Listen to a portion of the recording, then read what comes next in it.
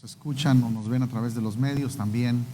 Qué bueno que pueden estar conectados o viéndonos en el tiempo en que nos estén viendo, mañana, pasado, cuando sea. Yo quiero continuar el día de hoy con un tema que inicié hace unas semanas. Quiero dar la parte 3. Quisiera terminar esta semana, trataré, y es viviendo en la dimensión del nuevo pacto, parte 3, tomando un ejemplo de las sombras, un ejemplo en la vida de un hombre que es Moisés y de los eventos que pasan durante este tiempo de la liberación de la nación de Israel de Egipto hacia la tierra de promesa. Los israelitas habían emigrado a Egipto en los tiempos de José. Eso fue 17 años antes de que muriera Jacob. Si no se oye bien, utilizo ustedes me dicen. ¿Está bien? ¿Sí o no? Bueno, me dicen. Ok. Entonces, al principio, cuando llegaron allí, en el tiempo en que José tenía prominencia en Egipto, pues ellos vivían muy bien. Llegó ahí Jacob todavía en vida con sus hijos, y ahora ya no era Jacob, ahora se llamaba Israel. Entonces, gracias a José, que vivía en la posición de autoridad en Egipto, los israelitas vivían en lo mejor de la tierra, pasaron años de abundancia. Pero con el tiempo, esa relación en donde los israelitas eran bien vistos y en donde se les daba preferencia y lo mejor de la tierra, eso cambió, porque se levantó un faraón que no conoció a José y por lo tanto veía en la nación de Israel una amenaza. La razón es porque la nación de Israel se había multiplicado. Eran hombres más fuertes que los egipcios y se multiplicaban en número. Así que los veían amenazantes y ellos decretaron que tenían que dejar de crecer. Decretaron muerte sobre todos los bebés varones de los israelitas que nacían, y en ese tiempo nace Moisés. Bueno, de eso hablamos ya, pero Moisés, ya crecido y estando en el desierto después de haber huido, Moisés es llamado por Dios para cambiar las circunstancias en que vivía la nación. Ese era el llamado de su vida. Y Dios se le aparece en una experiencia que es la experiencia de la zarza ardiente. Esa experiencia con Dios no era para que Moisés se sintiera bonito. O sea, ninguna experiencia divina, ningún hombre de Dios tuvo una experiencia con Dios para que esa persona se sintiera bien, como para decir: ay, qué padre, Dios me tocó, Dios se me apareció y sentí bien rico, ay, sentí su presencia padrísima. No, en ningún caso Dios estaba apareciéndose a la gente para hacerla sentir bien, en ninguno. Sino que Dios se le aparece a él con un propósito. Y no era una experiencia religiosa la que tuvo Moisés, sino era una experiencia divina para Dios hablarle. Escucha, la razón de esta experiencia era para Dios hablarle, instruirle y darle dirección y claridad del propósito.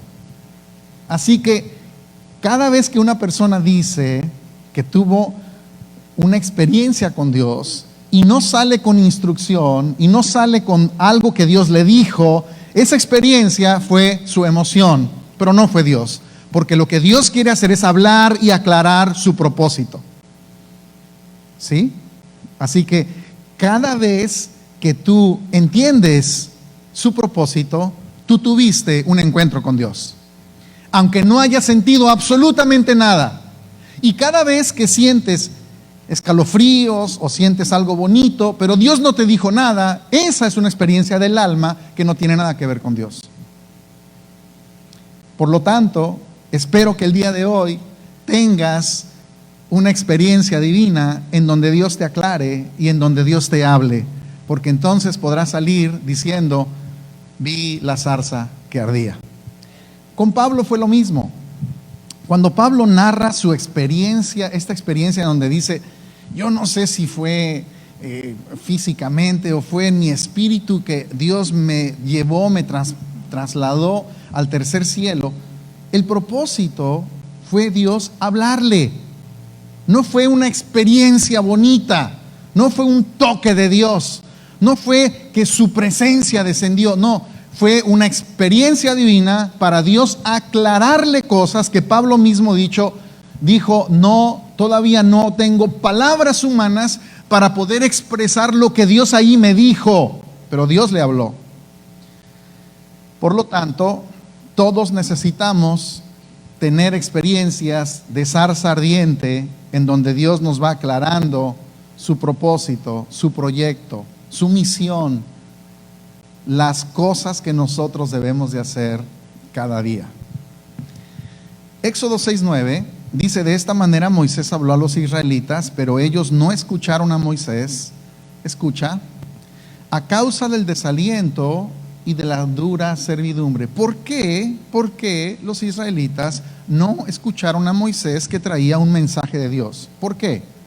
¿A causa de qué? A causa de que estaban desalentados, y estaban desalentados porque se la pasaban trabajando y trabajando y trabajando y trabajando y no sabían otra cosa, no hacían otra cosa sino trabajar. Era todo lo que hacían en la vida. Y cuando una persona vive para trabajar, su vida no tiene propósito. Aunque sea muy exitoso en lo que hace, si el centro de su vida es trabajar y trabajar y trabajar, esa persona no tiene propósito en la vida. El afán en el trabajo y la dura servidumbre es un distractor de la edificación. Y eso no quiere decir que todos nosotros debemos ser vagos y no hacer nada. Hay dos extremos: aquellos que se la pasan todos los días sin importarles el trabajo, diciendo quiero servir a Dios, y todo lo que hacen es tratar de tener actividades pseudoespirituales y no son productivos. Y el otro extremo es estar trabajando y trabajando y trabajando y hacer del trabajo el centro de la vida. Bueno, la estrategia de Faraón funcionaba muy bien, porque él sabía que mientras la gente estuviera trabajada y estuviera cansada, no tendría disposición para escuchar aquello que el mensajero de Dios tenía para decirles. El verso 11 dice: ve, habla a Faraón, rey de Egipto, para que deje salir a los israelitas de su tierra. Él, o sea, Moisés, necesitaba hablarle a Faraón, al presidente de la nación de Egipto, que era la nación número 1 del mundo conocido de aquella época. Y esa era su misión. O sea, su misión era nada más darle un mensaje a esa persona, la persona de mayor prominencia política y económica del mundo en su tiempo. Entonces, nosotros necesitamos entender en las sombras que nuestra función, la función de aquellos que estamos en este mundo para un proyecto divino, no es una misión no es una misión cualquiera. Nosotros no debemos tener ningún temor de hablarle a ninguna persona, porque Dios ha depositado en nosotros un espíritu que es su mismo espíritu, para que no nos movamos por el espíritu de temor, sino de poder, de amor y de dominio propio. Así que necesitaba hablarle a Faraón, y la iglesia contemporánea debe entender su misión de hablar a las autoridades que no saben qué hacer. Están confundidas, están enloquecidas, no tienen respuesta. Éxodo 6, verso 11, habla a Faraón. El verso 13 dice: entonces el Señor habló a Moisés y a Aarón y les dio órdenes para los israelitas y para Faraón, rey de Egipto, a fin de sacar a los israelitas de la tierra de Egipto. Dios le dio instrucciones para que se las diera al pueblo, y también le dio instrucciones otra vez para Faraón. Dios siempre habló a través de la historia.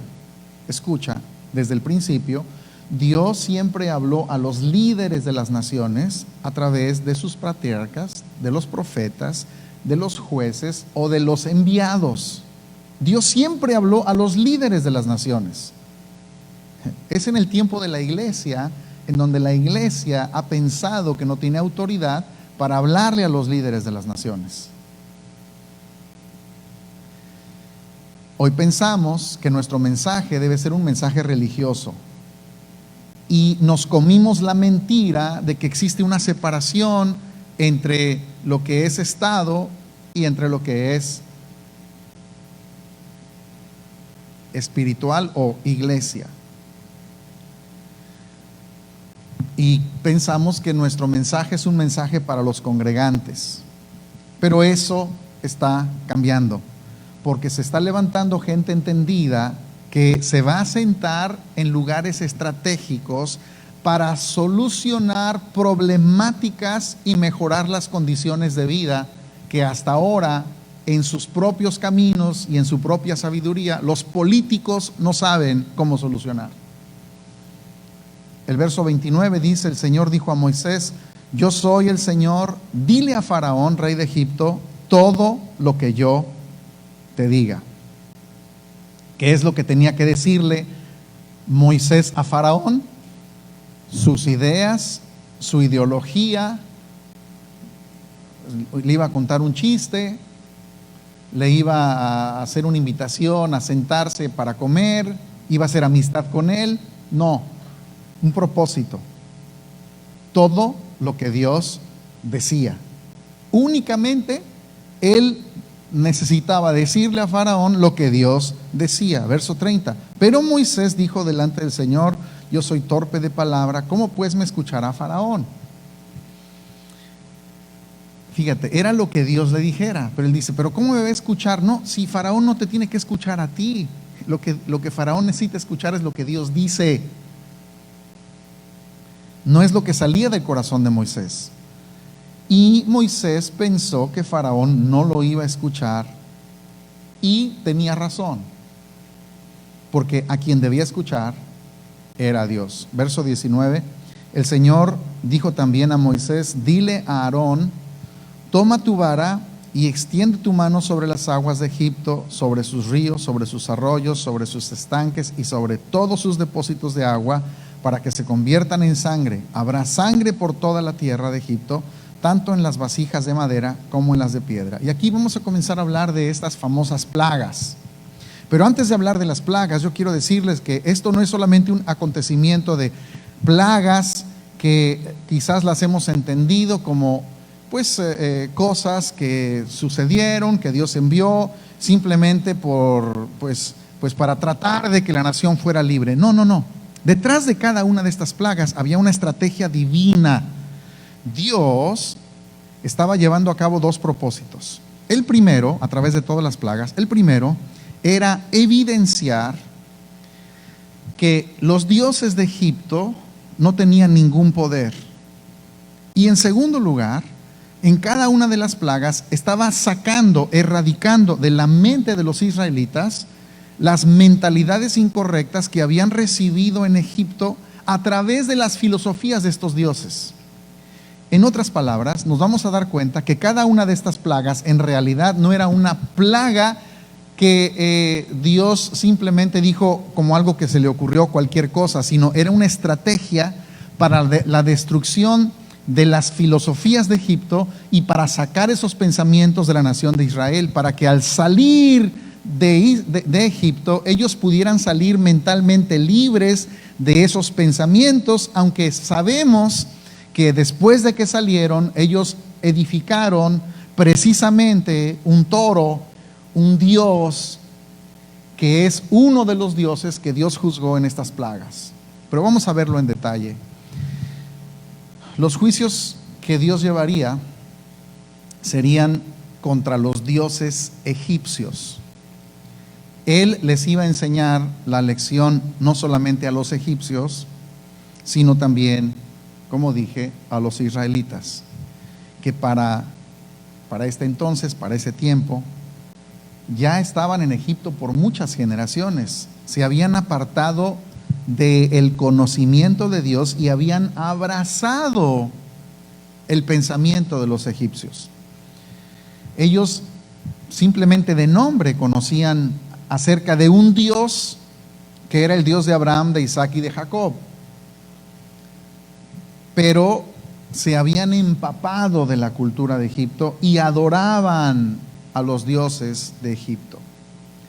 Los egipcios consideraban que las vacas, los carneros, los gatos, los cocodrilos, las cobras, las ranas y varios insectos y también aves eran sagrados. Entonces vamos a ver qué es lo que está pasando en esta primera plaga. Esta primera plaga fue dirigida a un río, al río Nilo, donde estaba la vida y el corazón de la vida de Egipto. Esta nación era un desierto. Egipto es tierra árida, es tierra desértica, y su economía dependía de lo que sucedía en ese río, de lo que surgía del río. Sus aguas eran las que servían para regar la tierra. Y el Nilo era también el medio de transporte principal para Egipto.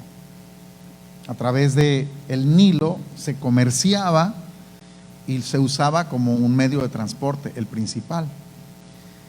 Y entonces, aunque el objetivo de esta plaga tuvo principalmente como meta el río Nilo, se afectó no solamente las aguas del Nilo, sino que fue más allá. Todas las fuentes de agua, como dice la Escritura, no lo vamos a ver todos los detalles, pero se afectaron todas las fuentes de agua, fueron afectados todos los estanques y también todos los arroyos, inclusive todas las aguas que tenían en las casas de los egipcios. Todas las aguas de Egipto fueron afectadas. O sea, en ese tiempo no se podía beber agua. Los egipcios adoraban varios dioses. No voy a poder mencionar a todos los dioses que se adoraban, pero estos dioses tenían la responsabilidad de cuidarlos. Había uno de ellos, si ponemos la imagen, este era el dios Num. Era representado como un varón con una cabeza de carnero. No se ve muy claro quizás por las luces que están allí. Era el dador y era el guardián del río Nilo. Este dios era el que guardaba el río Nilo. Era uno de los dioses que adoraban los egipcios. Y también era uno de los dioses de la Trinidad. Ellos creían en una Trinidad. También dentro de estos dioses estaba Osiris. Y este Osiris era el dios del mundo subterráneo. Muy bien, pues los egipcios consideraban el río Nilo como el torrente sanguíneo de este dios. Y ahora, literalmente, el río se había convertido en sangre. Era una gran y maloliente ribera que estaba convertida en toneladas de peces muertos que hedían, que estaban en proceso de descomposición, y eso también afectaba a otro de sus dioses, que era el dios Hatmate. Si lo ponemos, era la diosa que guardaba a todos los peces. Entonces, estos dioses estaban siendo evidenciados porque era precisamente aquellos que veneraban y que guardaban el bienestar de la nación. Bueno, después viene una segunda plaga y es la de las ranas. En Éxodo 8:5 dijo además el Señor a Moisés: dile a Aarón, extiende tu mano con tu vara sobre los ríos, sobre los arroyos y sobre los estanques, y haz que suban ranas sobre la tierra de Egipto. Aarón extendió su mano sobre las aguas de Egipto, y las ranas subieron y cubrieron la tierra de Egipto. No era nada raro que hubiera una gran cantidad de ranas, porque primero estaba el río, pero también había muchos pantanos, y en los pantanos viven las ranas. Entonces, a lo largo del río era común ver ranas. Sin embargo, lo que estaba pasando aquí, esta plaga, era diferente. Las ranas eran consideradas la manifestación de un dios que era el dios Heget. Si lo ponemos, ahí está, tiene cara de rana, ese es el dios Heget, y es un dios, era la diosa de los nacimientos. Y también esta era la esposa del creador del mundo. ¡Wow! Una rana. Entonces, esta mujer con cabeza de rana, cuerpo de mujer, cabeza de rana, era parte también de una corte, la corte de Api, que mencioné ya antes, y que también incluía a 3 dioses, entre los cuales podemos poner los siguientes 2, que también tienen cara de rana. Son Nun, Kek y Hek. Los 3 tenían cara de rana. Entonces, dentro de la cultura de los egipcios, las ranas eran representación de los dioses. Se consideraban sagradas porque vivían en 2 mundos, vivían en el agua y también vivían sobre la tierra. Eran tan sagradas que incluso si alguien pisaba accidentalmente una de estas ranas, una de las ranas de Egipto, pagaba con su vida, porque había matado una representación de Dios. Las ranas eran divinas. Heget era la diosa que controlaba los nacimientos. Pero durante esta peste, durante esta plaga, donde había miles y miles de ranas que estaban saliendo de donde quiera y que su reproducción estaba fuera de control, entonces matar una rana por accidente acarreaba una condena de muerte. Pero ¿cómo podían evitar pisar ranas cuando estaban infestadas de ellas? El suelo estaba cubierto de ranas. Por lo tanto, este juicio de las ranas no era una casualidad, no fue algo que a Dios se le ocurrió como, déjame ver, ¿qué les mando? Pues ranas. No, todo era una estrategia divina para producir un nuevo pensamiento y para derribar las ideologías y los pensamientos de Egipto. Y es allá donde al final tenemos que entender en las sombras que es nuestra posición como iglesia en la realidad del nuevo pacto. Porque en el antiguo Dios estaba derribando pensamientos, estructuras filosóficas que había en la sociedad para que se descubriera que eran ineficaces y que no servían. Dios mostró que era más poderoso que estos dioses. La tercera plaga era la de piojos. Éxodo 8:16. Entonces el Señor dijo a Moisés: dile a Aarón, extiende tu vara y golpea el polvo de la tierra para que se convierta en piojos por toda la tierra de Egipto. Y así lo hicieron. Aarón extendió su mano con su vara y golpeó el polvo de la tierra, y hubo piojos en hombres y animales. Todo el polvo de la tierra se convirtió en piojos por todo el país de Egipto. Esta plaga exclusivamente fue dirigida a uno de sus dioses, que era el dios Heb, si lo ponemos. Era el dios de la abundancia de la tierra. Y en vez que la tierra en esta ocasión produjera cosechas, cuando golpeó la tierra con la vara, lo que se produjo fueron piojos. Y Geb no tenía ningún poder para evitarlo. Esta plaga también puede considerarse un golpe para otros dioses, en general para todo Egipto, porque ninguno de ellos pudo contrarrestar lo que estaba pasando. Y los egipcios seguramente que también invocaron en ese momento a Harpócrates. Lo ponemos. Harpócrates es una figura del dios Horus, pero en forma de niño. Y este dios niño era al que ellos oraban para mantener alejadas a las criaturas peligrosas. Así que seguramente cuando vinieron los piojos, ellos se dirigieron a este Harpócrates para que quitara esta situación. Y también seguramente que se invocaron al dios Imhotep. Lo ponemos, el dios de la sanidad medicinal. Pero tampoco hubo alivio. El faraón también era considerado un dios, pero tampoco el faraón escapó a los piojos. Era un faraón piojoso.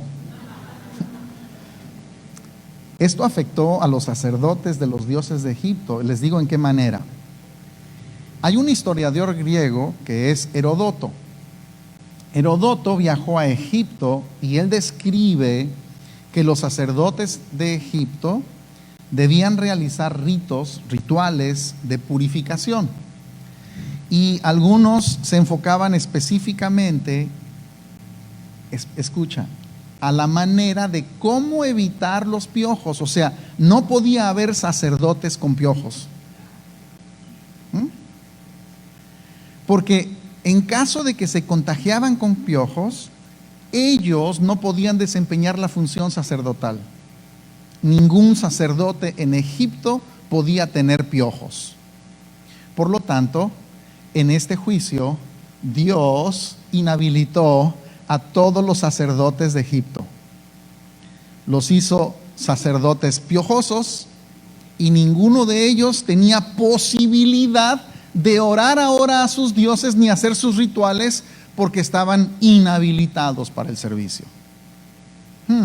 Qué interesante. Cómo Dios se las gasta.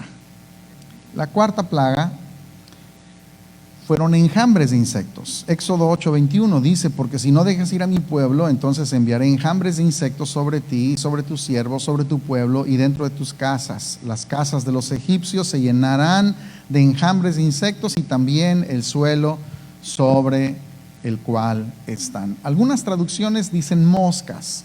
En realidad en el hebreo no dice moscas, son enjambres. No especifica moscas y es muy posible que no hayan sido moscas. El verso 22 dice: pero en aquel día yo pondré aparte la tierra de Gosén, en la que mora mi pueblo, para que no haya allí enjambres de insectos, a fin de que sepas que yo, el Señor, estoy en medio de la tierra.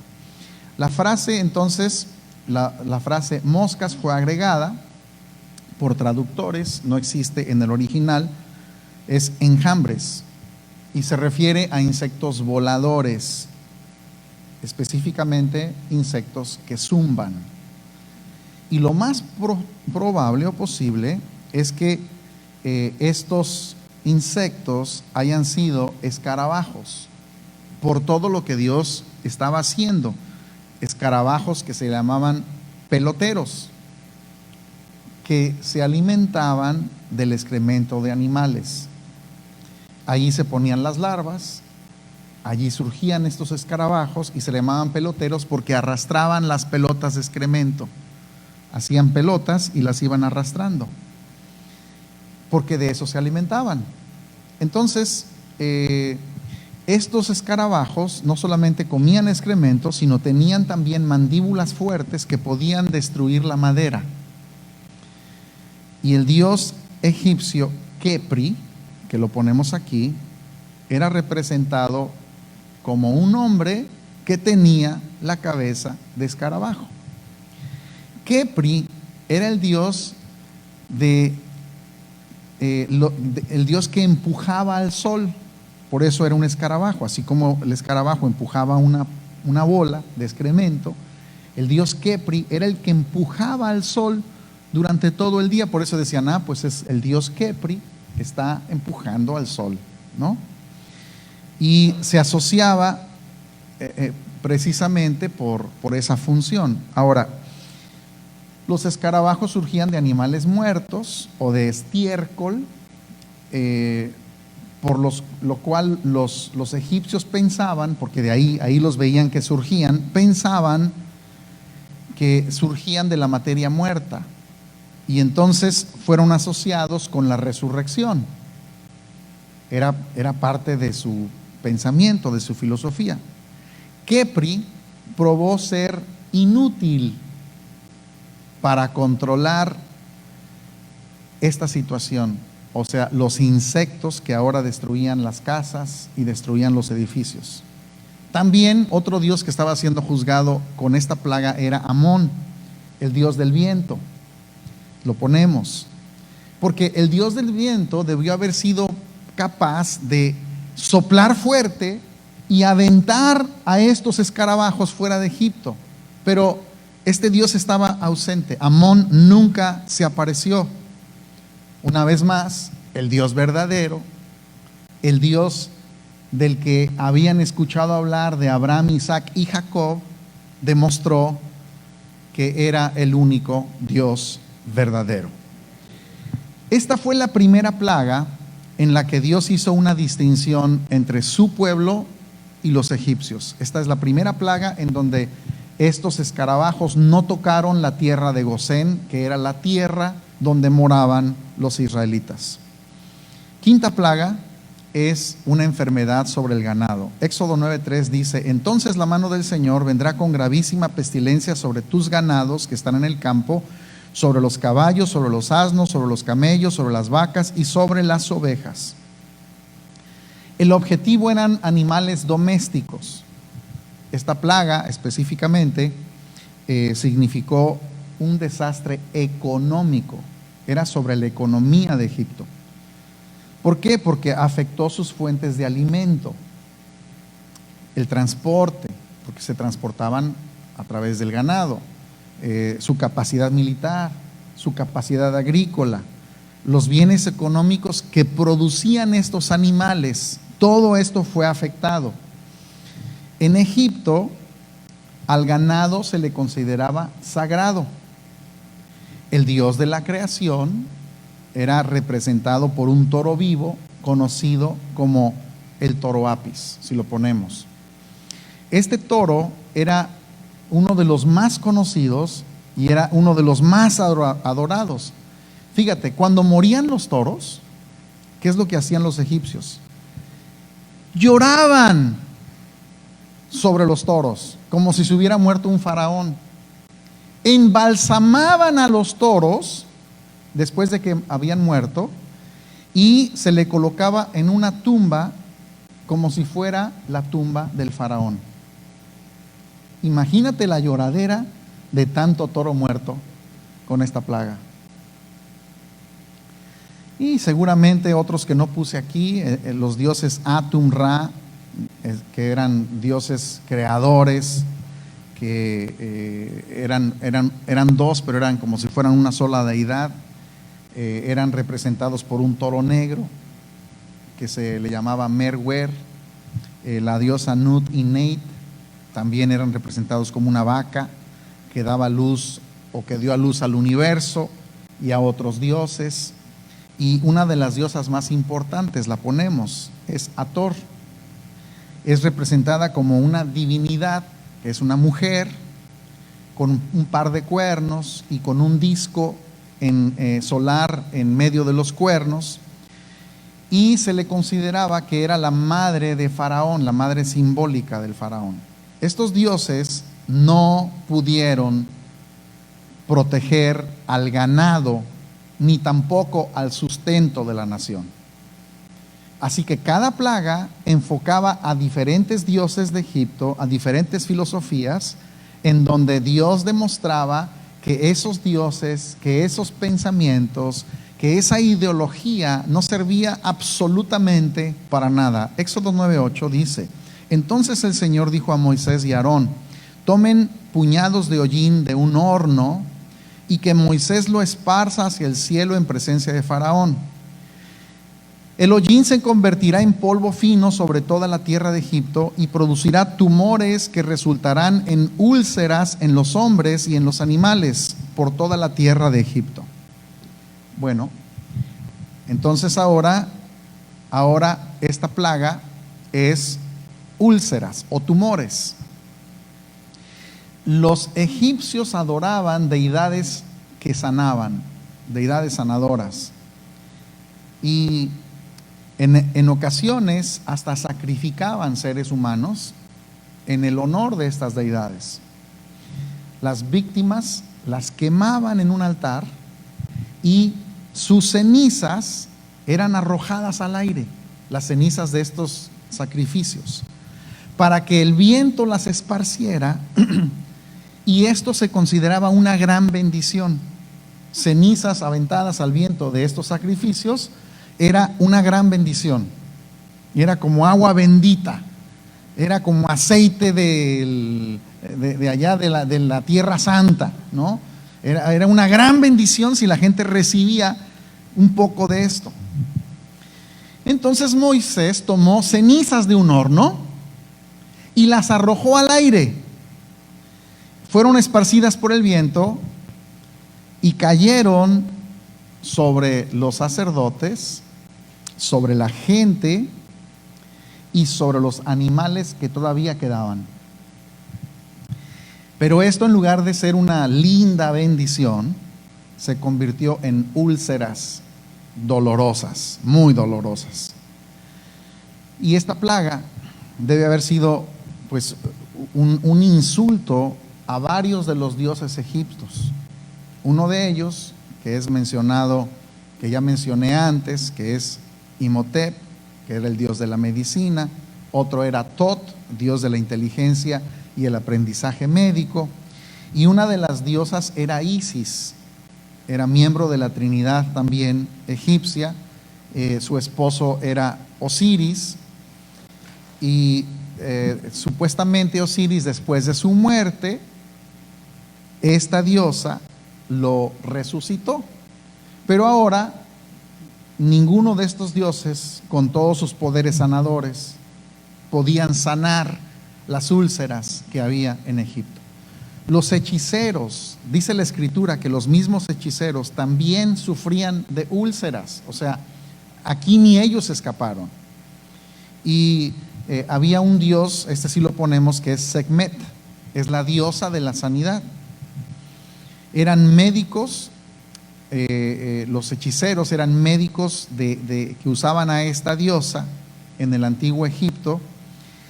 Pero estos sacerdotes o estos brujos o estos hechiceros apenas si se podían levantar, porque estaban llenos de úlceras, tenían mucho dolor.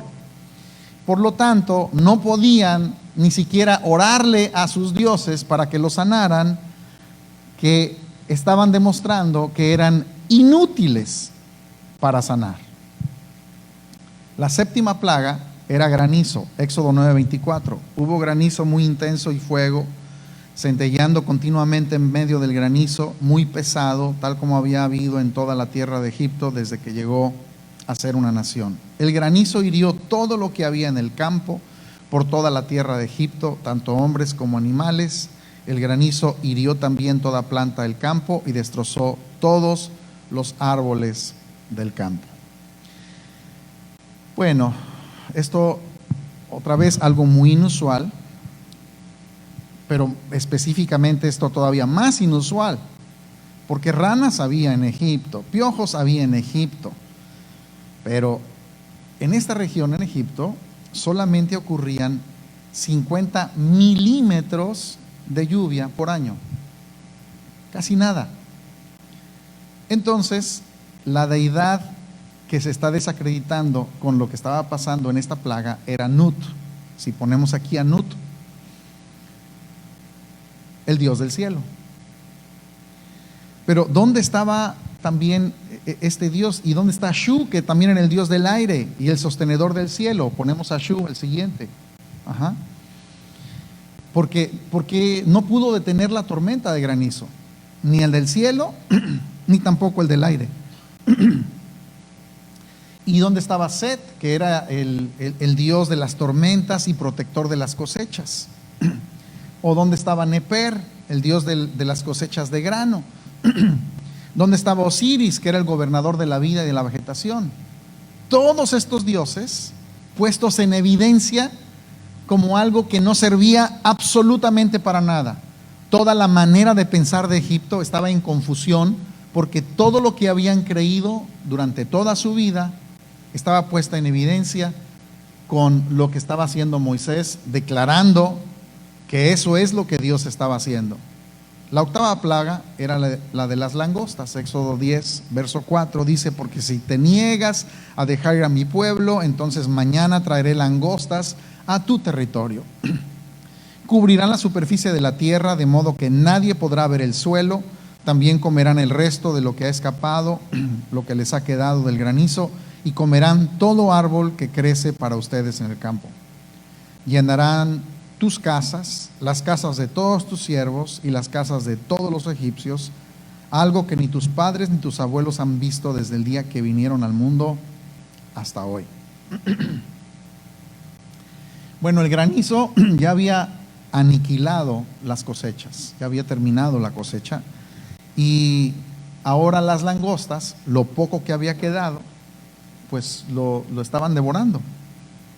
La historia demuestra o declara que ha habido muchas destrucciones por langostas a través de la historia, por estos insectos, gracias. Estos insectos que producen grandes calamidades cuando llegan como plaga.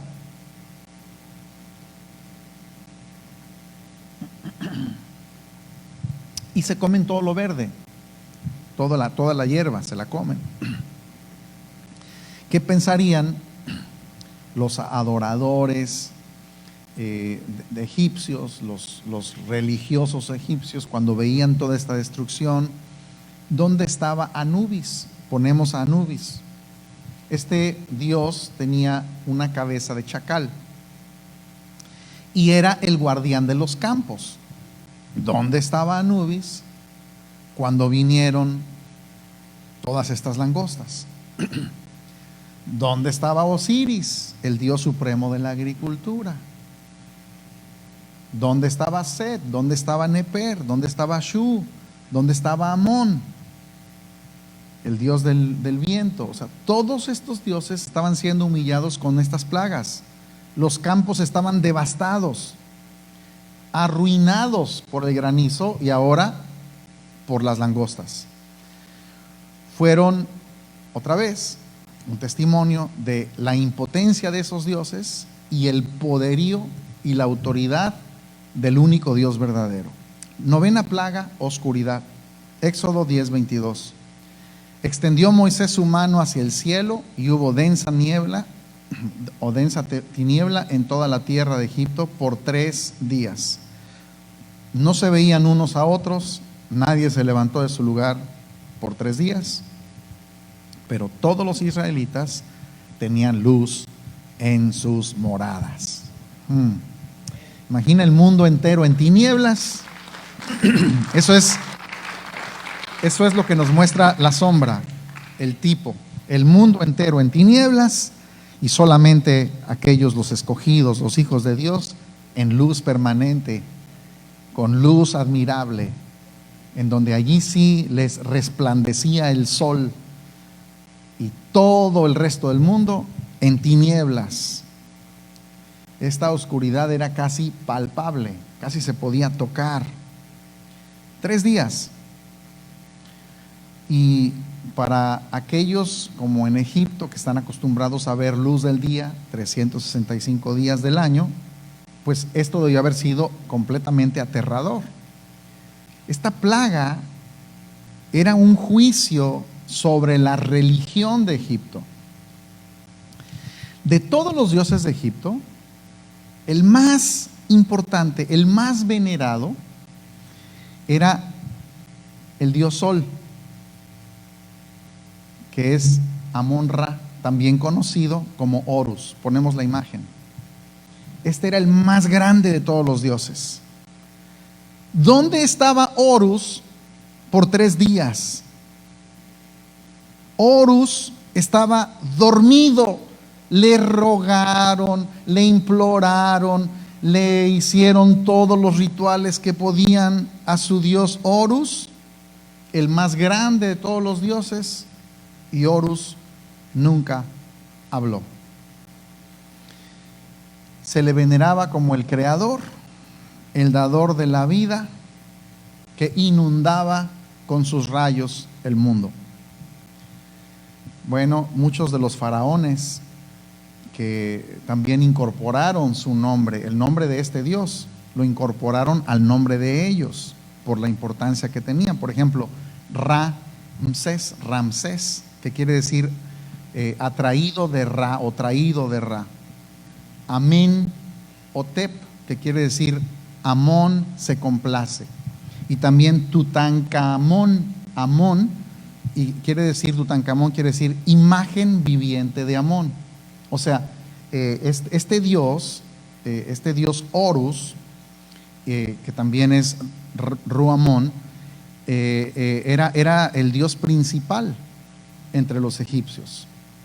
Pero en esta oscuridad estuvo en completo silencio. Literalmente no se veía por ninguna parte, era una oscuridad absoluta.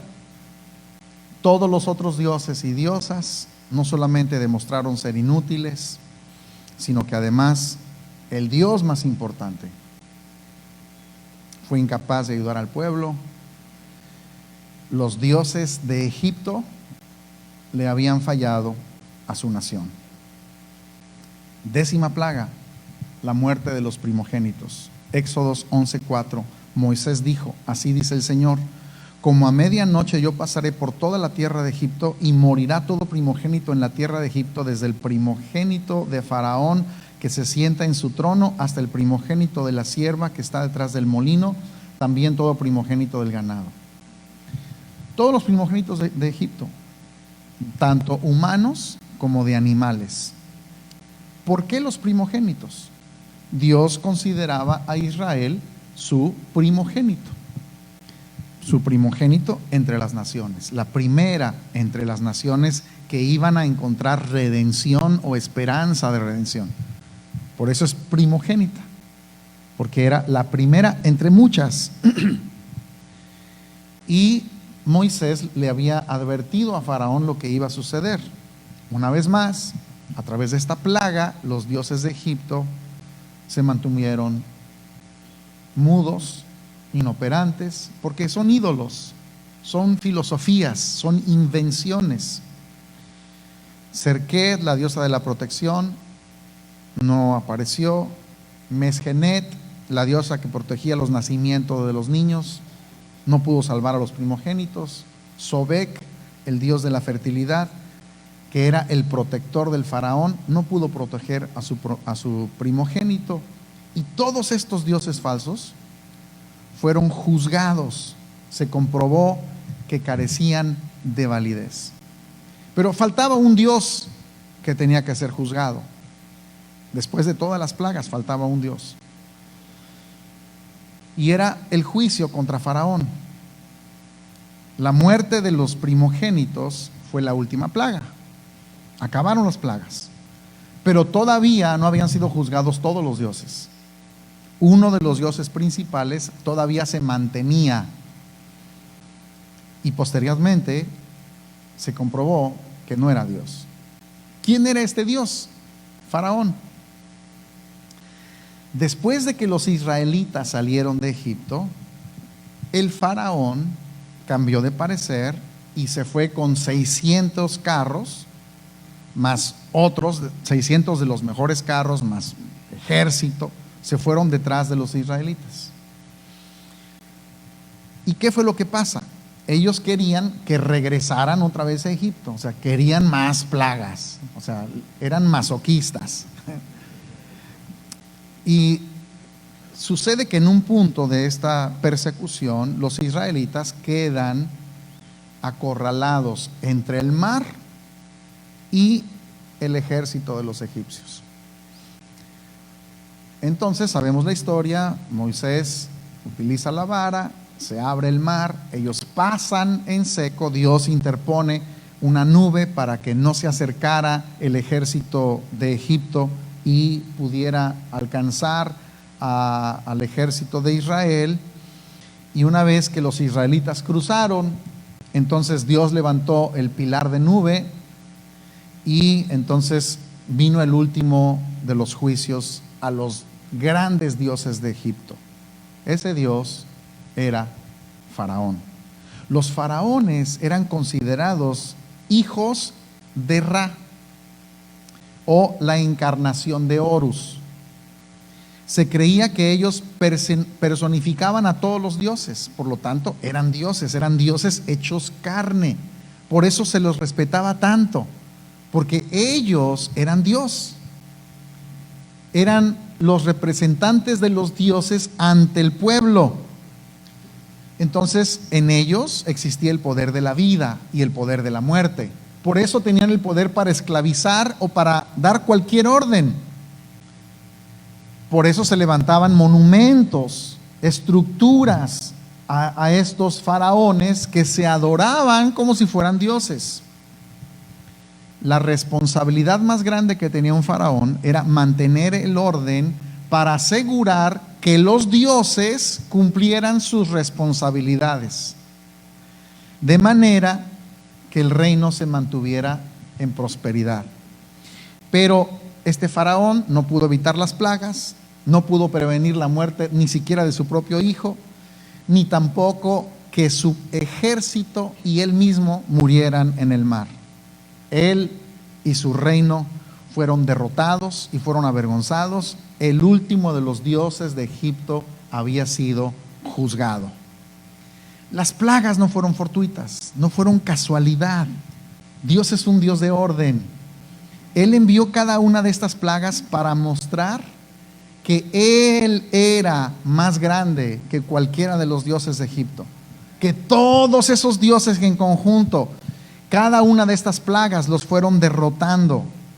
Todas las filosofías de Faraón quedaron por tierra.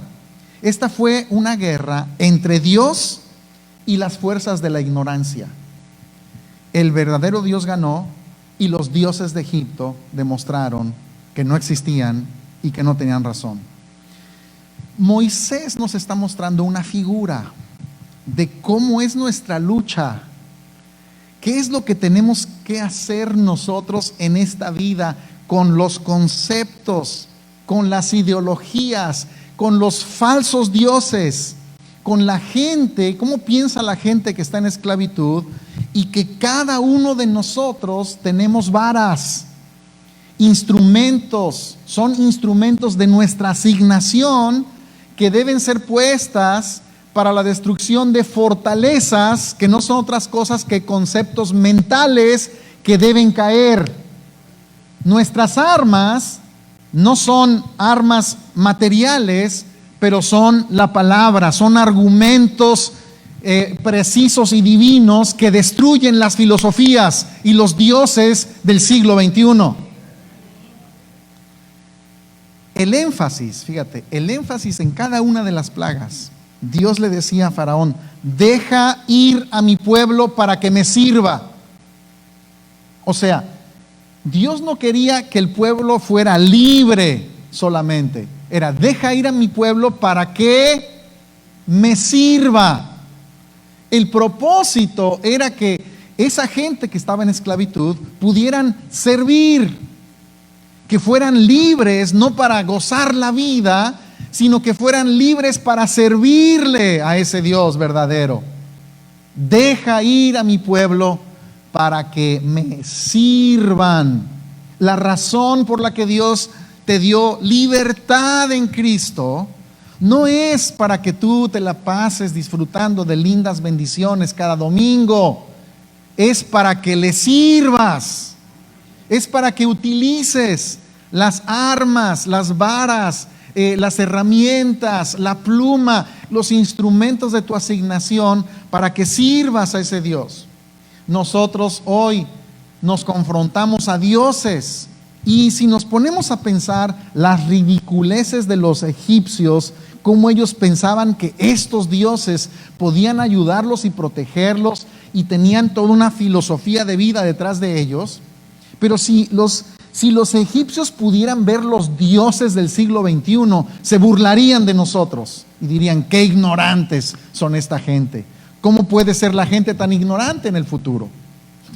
Esos dioses, el feminismo, si le explicamos el feminismo a los egipcios, se reirían de nuestro Dios feminismo. Se reirían de nuestro Dios ideología de género. Dirían: esta gente está loca. ¿Cómo es posible que crean estas estupideces? Se reirían del humanismo. Se reirían del ateísmo. ¿Cómo es posible que la gente no cree en Dios? Los dioses del siglo XXI siguen siendo tan ridículos como los dioses de Egipto. Otra generación, otra mentalidad, pero los mismos dioses disfrazados de nuevas filosofías, engañando a la gente para que la gente no crea la verdad. Nuestra misión es destruir especulaciones y razonamientos que se levantan contra el conocimiento de Cristo y traerlos cautivos a la obediencia a Cristo, estando preparados, como dice la Escritura, para castigar toda desobediencia, cuando la obediencia de ustedes, dice Pablo, sea completa. Cuando nuestra obediencia sea completa, podemos castigar, podemos hacer juicio y decretar juicio sobre aquellos que están en ignorancia. Nuestra labor es una labor muy interesante. Nuestra labor es la labor de liberar a un pueblo, a un mundo que está en esclavitud, a un mundo que está en oscuridad, a un mundo que está lleno de dioses y de filosofías huecas que no sirven, a un mundo lleno de engaño. No tenemos hoy, nuestra arma no es una vara, pero tenemos la espada del Espíritu, tenemos la palabra, tenemos la sabiduría divina, para que a través de la sabiduría divina nosotros podamos declarar las respuestas que necesita este mundo. No es el tiempo de una iglesia religiosa. Dios necesita una iglesia entendida en su misión, entendida en su función en el nuevo pacto, entendida en su misión de la comunicación y de la manifestación del reino de Dios, en donde entienda que nuestra posición es una posición de autoridad, que Dios nos ha puesto sobre todo principado y autoridad, sobre todo líder y sobre todo gobierno de esta tierra, para que nosotros podamos ejercer influencia sobre ellos. Necesitamos declarar un mensaje inteligente, necesitamos declarar la verdadera sabiduría de Dios. Es el tiempo que se levanta una iglesia en donde necesitamos sentarnos para estructurar planes de cómo mejorar las cárceles, cómo hacer que esa gente realmente encuentre una transformación y no solamente una condena. Es el tiempo que la iglesia se levante y empiece a hacer estrategias de cómo hacer que este problema de migración se convierta en una bendición, de cómo hacer que la economía pueda ser más equitativa sin que lleguemos al socialismo y al comunismo. Es el tiempo de que tengamos estrategias. Esas estrategias Dios ya nos las dio, señores. Están en los principios de la Escritura. Necesitamos escudriñar la Escritura para que podamos encontrar allí la luz para poder presentar a los faraones de las naciones y decirles: así dice el Señor, esta es la respuesta, este es el proyecto divino para que la nación cambie. Se está levantando una generación que aprende de las sombras, que si un hombre como Moisés, sin la vida que nosotros poseemos el día de hoy, pudo liberar a una nación que estaba físicamente en esclavitud, ¿cuánto más no podemos hacer nosotros que somos llamados a la libertad en el espíritu, para producir libertad en el espíritu a los hombres, libertad mental, para que entonces podamos nosotros ser de influencia y poder ser luz en medio de las tinieblas donde Dios nos ha puesto? Es el tiempo de un pensamiento diferente, de un pensar diferente. Pero me temo que así como la nación de Egipto, la nación de Israel salió de Egipto, pero Egipto no salió de ellos, que sus dioses permanecían en su mente y en sus corazones, que a pesar de que Cristo vino a ser una realidad en nuestras vidas, las filosofías del siglo XXI siguen siendo parte de muchos hijos de Dios. Y nos seguimos viendo incapacitados para la transformación del mundo. Nos seguimos viendo como se veían los egipcios, sin fuerza, sin capacidades. Nos seguimos viendo como se veían los primeros espías que fueron enviados, como langostas delante de ellos, cuando ellos eran más fuertes y más poderosos que los egipcios. Ellos, la realidad era otra y ellos nunca la vieron. Ellos nunca vieron la verdad de lo que ellos eran. Y me temo que Egipto siga siendo afectado, siga afectándonos interiormente y siga dentro de nosotros, a pesar de que ya no estamos allí. A pesar de que ya salimos de allí, nos trajimos el pensamiento de Egipto y seguimos caminando con mentalidades y filosofías que no ayudan, que no sirven, que no desarrollan todo el potencial de Cristo que está en nosotros para que podamos ser esa nación gloriosa, victoriosa, que Dios está esperando que se manifieste. Pero también este es el tiempo del entendimiento y de la transformación. Es el tiempo de una iglesia que cree lo que Dios dice, que sabe que lo que Dios dice, a pesar de que los ojos lo puedan negar, debe ser realidad, y que vamos a caminar para la manifestación y que nuestros ojos puedan ver lo que hasta ahora no han visto. Bueno, yo quiero concluir orando en esta ocasión. Padre, te doy gracias. Gracias porque tu palabra nunca vuelve, nunca regresa sin propósito, y hoy la hemos recibido. Y yo sé que tu palabra ha caído en espíritus vivos, ha sido depositada, ha sido sembrada, y hay inquietud en muchas personas que han escuchado hoy para seguir indagando y seguir creciendo. Y yo, Señor, declaro que la fe del Hijo que nos habita nos puede también habilitar para creer todo el potencial que ahora poseemos, que podamos vivir con toda la herencia que nos has delegado y que podamos ver esa grandeza de tu poder que habita en nosotros, para que podamos ser la respuesta del mundo. Que no sigamos pidiendo que tú produzcas una respuesta, sino que comencemos a ver que ya nos diste la respuesta y que está en nosotros. Te doy gracias en nombre de Cristo Jesús.